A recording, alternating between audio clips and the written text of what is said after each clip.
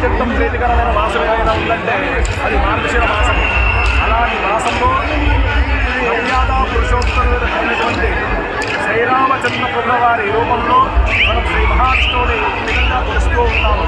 ఈ మార్గశిర మాసంలో ఆయన మనుషుల ఎడల మనందరికీ సంతోషంతో ఉంటామని, అలాగే అత్యంత వైభవపేతంగా శ్రీ పద్మతి ఆంజనేయ స్వామి దేవస్థానం వారు విద్యుత్ దీపాలంకరణలో ఈ యొక్క వార్షిక బ్రహ్మోత్సవంలో భాగంగా మర్యాద పురుషోత్తముడు సర్వకళా పరిపూర్ణుడైనటువంటి రామచంద్ర ప్రభుల వారి కళ్యాణం చేసుటకు మార్గశిర శుద్ధ చతుర్దశిని పురస్కరించుకొని హనుమత్ వ్రతానికి తర్వాత 2 రోజుల తర్వాత ఈ దీక్షా విరమణ కాలంలో ఆ యొక్క రామచంద్ర ప్రభు వారి ఆరాధన ద్వారా కళ్యాణోత్సవం ద్వారా ఆ యొక్క పద్మతి ఆంజనేయ స్వామి అనుగ్రహాన్ని పొందుతామని శాస్త్రజ్ఞులు కావున గురువు గారిని తెలిసినప్పుడు ఆటోమేటిక్గా వారి వాహన శిష్యుడైనటువంటి హనుమతు అనుగ్రహం ఎల్లవేళలా ఉంటుందని మనకు శాస్త్రవచనము.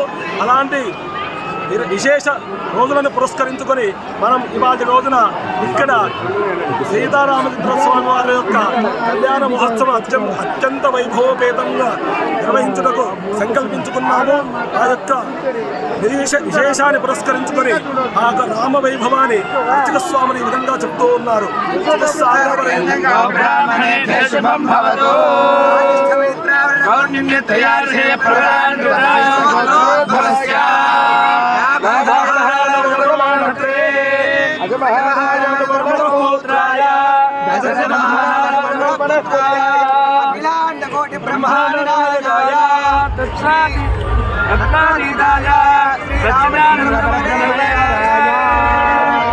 ఆ యొక్క రామచంద్ర ప్రభుల వారు శివ ధనుర్భంగం పాలించిన తర్వాత సీతాదేవిని పరిణయమాలకు ఆ యొక్క వంశం గురించి తెలుసుకున్న సందర్భంలో వాసిష్ఠ మైత్రవర్ణ కౌండిన్య అనే త్రయార్షేయం 3 ఋషుల సాంప్రదాయం కలిగినటువంటిది.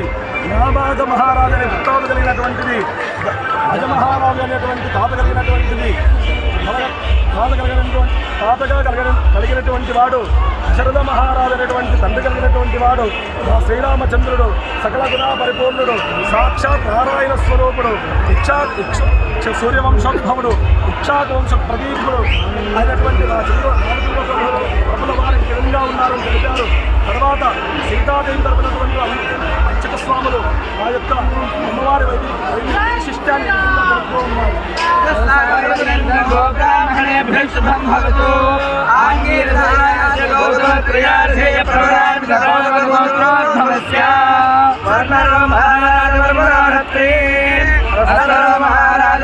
పౌత్రీ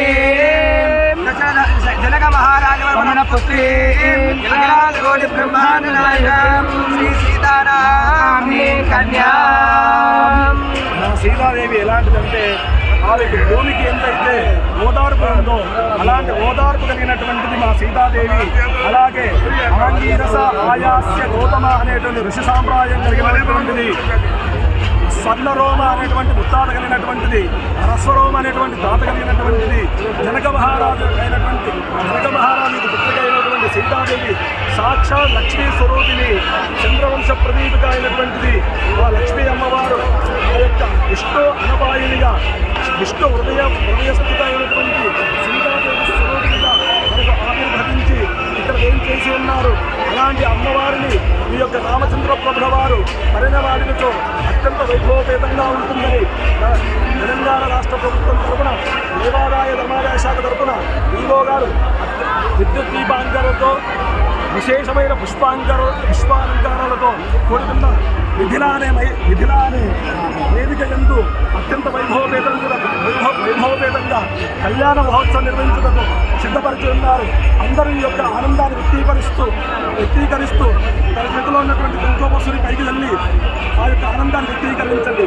దేవున్నారు